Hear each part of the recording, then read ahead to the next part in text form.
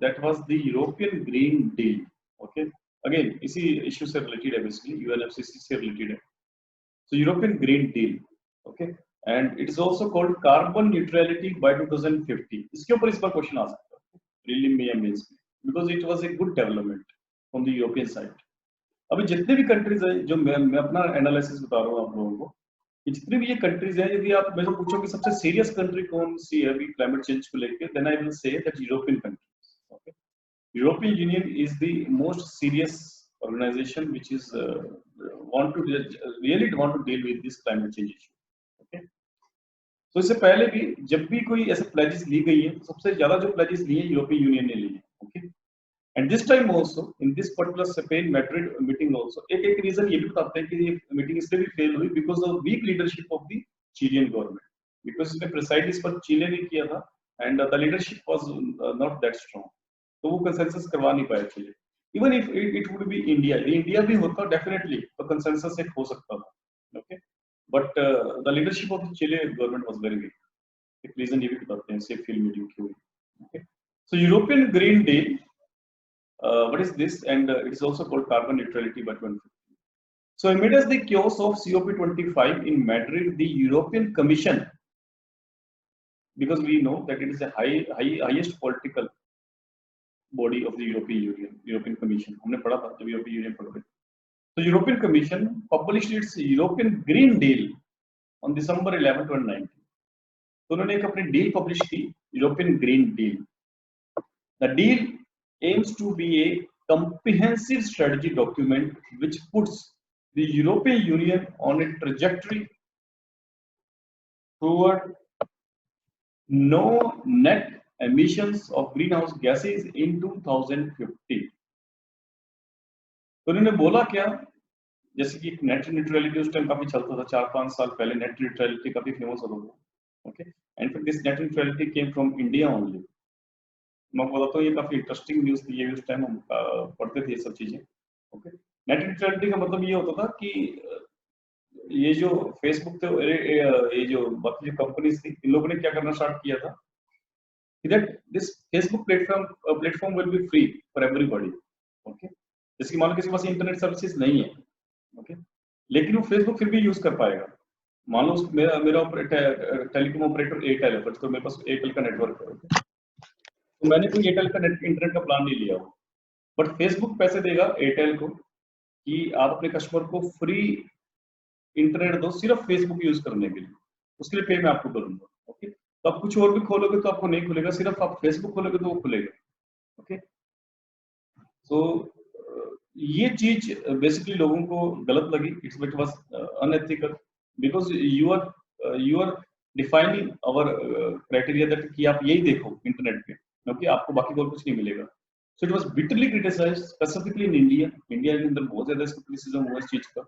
Okay, and then that term was emerge net neutrality. इसका मतलब क्या कि नेट न्यूट्रलिटी का मतलब कि आप ऐसे डिफरेंशिएट नहीं कर सकते प्लेटफॉर्म्स के बीच में, या तो सारा इंटरनेट दो या फिर कुछ भी मत दो. ओके, यदि आपको फ्री बाइस देना ही है, फ्री इंटरनेट देना ही है, तो आप सारे प्लेटफॉर्म के लिए दो, जनरल ब्राउजिंग के लिए भी दो, rather than specifying a particular platform.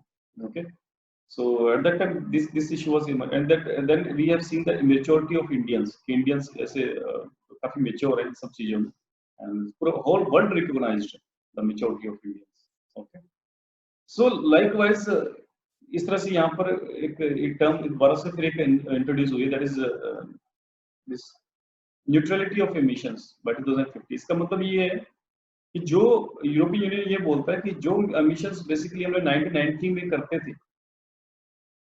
वही एमिशन हम 2050 तक करेंगे. ओके, इसका मतलब हमने कोई भी एमिशंस इंक्रीज किए ही नहीं है. 2050 में जब हम पहुंच जाएंगे तो हम इतना रिड्यूस कर दें अपने एमिशंस कि जो 1990 में जो हम एमिशंस करते थे वही ऐसा लगे कि 2050 में भी उतने एमिशंस हम कर रहे हैं. So it was a big deal from the European Union. Okay, ये काफी अच्छा मूव है यूरोपियन यूनियन का. That means to reduce this much of carbon emission. Okay, we will be neutral in carbon emission by 2050. Okay, so significance देखते हैं इसके और इसके बारे में डिटेल में पढ़ते हैं इसको. The EU has promised to bring a law. तो पहले तो यूरोपियन यूनियन ने आपस में बैठ के ये डील साइन की और कंट्रीज ने साइन किया basically. Okay, the European Union has promised to bring a law binding on all member countries. अभी European Union में 27 members हैं. So all European Union members promised to bring a law binding on all member countries to ensure it becomes climate neutral by 2050. The European Union is now the first major emitter to agree to 2050 climate neutrality target. तो ये word pre के लिए भी important है और mains के लिए भी इम्पोर्टेंट है, क्लाइमेट न्यूट्रलिटी. यदि आप मेरे से पूछो कि यदि इनफैक्ट मैंने बताया कि हर साल क्वेश्चन आता है प्रीलिम में इसके ऊपर, इस पर्टिकुलर टॉपिक के ऊपर. सो क्लाइमेट न्यूट्रलिटी के ऊपर इस बार इसके ऊपर एक मेंस में भी क्वेश्चन आ सकता है. So be prepared okay for this topic climate neutrality. So climate neutrality target and the European union became the first country. और ऐसा नहीं है कि पहली बार सीरियसनेस दिखाई है यूरोपियन यूनियन ने. European union was always serious about this climate change. So in its climate action plan declared under the Paris Agreement, the European Union was committed to making a 40% reduction in its emission by 2030 compared to 1990 levels. अभी आप देखो कि जो India के जो targets थे, ये जो यूरोपियन यूनियन पूरे क्लियर होने की बात करते हैं, इसमें 27 कंट्रीज आ गई. जब भी इसको इंटरनेशनल प्लेटफॉर्म में कंट्रीज यूरोप की आती हैं, तो वो यूरोपियन यूनियन के बैनर के अंदर ही आती है. यूरोपियन यूनियन एक पॉलिटिकल यूनिट है, ओके, जिसमें 27 मेंबर कंट्रीज अभी फिलहाल. तो भी आपको देखने से लग रहा हो कि इतना तो हमने कर लिया. 33 to 35% मैंने आपको बोला था कि जो इंडिया ने बोला था कि हम कार्बन एमिशन रिड्यूस कर लेंगे 2030 तक, और 2000 तो ये आपको कि कुछ वैसा ही है. इसने 40% बोल दिया, 7% ज्यादा बोला है. ओके, पर ऐसा नहीं है. अभी यहाँ पर ये देखो आप लोग बेस लेवल इन्होंने क्या लिया. They took the base level of 1990 और हमने क्या लिया था 2005. So it is very tricky. तो ये फिगर के साथ साथ ये फिगर भी इंपॉर्टेंट है. ओके, कि आप कौन सा बेस लेवल चूज करते हो. बिकॉज 2.5 में यदि आप चूज करते हो तो उसका मतलब अपने कार्बन एमिशन ऑलरेडी बहुत ज्यादा हो गई. ओके, 1990 में कार्बन एमिशन बहुत कम थे. ओके, सो ऑब्वियसली 1990 लेवल का बेस है तो उसका मतलब आपको बहुत ज्यादा कार्बन एमिशन रिड्यूस करने पड़ेंगे, क्योंकि 1990 में ऑब्वियसली उतना पोल्यूशन नहीं था, ये 2.5 में था. Okay, and that is why it was a strong reduction in the emissions, okay, that is committed by the European Union. And in fact ये जो टारगेट यूरोपियन यूनियन ने दिया था under Paris Agreement, this was the highest that was given by any other country, any other developed country. इसलिए मैं कह रहा हूँ European union was the most serious country political unit. It is now promising to increase the reduction to at least, अभी इसको भी revise कर दिया, इस 40% टारगेट को दोबारा से रिवाइज कर दिया European union under this European union deal climate neutrality. तो चाहे क्लाइमेट न्यूट्रलिटी को अचीव करना है तो इस टारगेट को रिवाइज कर देते हैं हम लोग. It is now promising to increase the reduction to at least 50% and work towards 55%. Even at 40%, the European Union had the most ambitious emission reduction target among the developed countries. But now it is going to reduce by this much amount, 50%, 5% to 55% at these levels. And that is why, yes, definitely, this deal was welcomed. The EU also happens to be only one among major emitters to retain the 1990 baseline for emission cuts.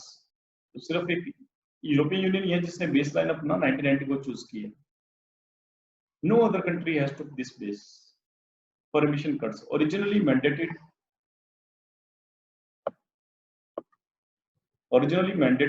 under the Kyoto Protocol. तो Kyoto Protocol में भी ये बोला जाता था कि जो भी आप बेसलाइन लो आप 1990 को लो. पर पेरिस एग्रीमेंट में इन्होंने क्या बोल दिया कि आप लोग बेसलाइन भी खुद से चूज करो और अपने टारगेट्स भी खुद से चूज करो. व्हाट देन हैपेंड कि सबने अपनी बेसलाइन डिफाइन करना स्टार्ट कर दी और टारगेट भी खुद से वॉलंटरीली सबने दिए अपने अपने. ओके, तो somebody took this 2.5 as an year, as a year. Okay, और कुछ कंट्रीज ने 2.5 के बाद के 2010 को भी ले लिया किसी कंट्री ने, obviously, and it is not useful. Because 2010 2012 यदि आप बेस ईयर लेते हो then that means कि अभी pollution काफी ज्यादा हो चुका है. Okay, so that is why so most other countries have shifted their baseline to 2005 and even later under the 2015 Paris Agreement. So the Green Deal includes, इसको Green Deal भी बोलते हैं basically. The Green Deal includes sectoral plans to achieve these two overall targets and proposals for the policy changes that would be required. Although this deal is a welcome step, but there is no response from other big emitters, which is a need of the hour. In fact, countries like USA even do not want to participate in this particular agreement. Okay, so it's very unfortunate. Okay. Thanks for watching our video. Please like, share and subscribe.